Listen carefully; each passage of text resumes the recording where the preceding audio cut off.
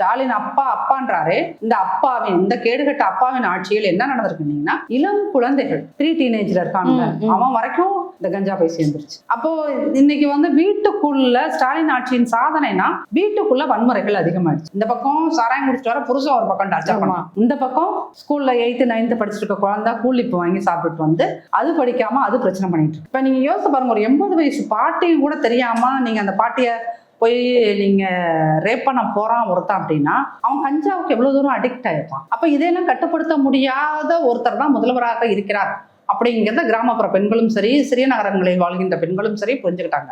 அப்போ நம்ம இந்த மாதிரி ஒரு சேஃப் அண்ட் செக்யூர்ட் லைஃப் வேணும் அப்படின்னா இவங்க கொடுக்குற 1000 ரூபாய் முக்கியம் கிடையாது, நமக்கு சேஃப்டி, நம்ம உயிர் தான் முக்கியம், குடும்ப நிம்மதி தான் முக்கியம். அப்படிங்கும்போது உளவுத்துறையே ஸ்டாலின் அவர்களுக்கு கொடுத்த ரிப்போர்ட், பெண்கள் மத்தியில் இந்த கஞ்சா புழக்கத்தாலும் டாஸ்மாக் புழக்கத்தாலும் கள்ளச்சாராய சாவுகளாலும் திமுக ஆட்சியின் மீது மிகப்பெரிய ஒரு வெறுப்பு இருக்கிறது அப்படின்றத உளவுத்துறை நாம சொல்லல. உளவுத்துறை சொன்னதுக்கு அப்புறம் தான் இவங்க என்னன்னா இந்த பெண்கள் கான்சன்ட்ரேட் பண்றது வேலைகளை பண்ணிட்டு இருக்காங்க, சுய உதவி குழுக்கள்கிட்ட பேசுற வேலை இதெல்லாமே அவங்க பண்ணிட்டு இருக்காங்க. பட் நீங்க என்ன பண்ணினாலும் மக்கள் யோசிப்பாங்களா இல்லையா? ஐயா நீங்க டாஸ்மாக்ல இத்தனை கோடி கலெக்ட் பண்ண, அத்தனை கோடியை கலெக்ட் பண்ண, 5 லட்சம் கோடி கடன் வாங்கின, இது எல்லாத்தையும் தாண்டி எங்களுக்கு நீங்க என்ன கொடுத்தீங்க?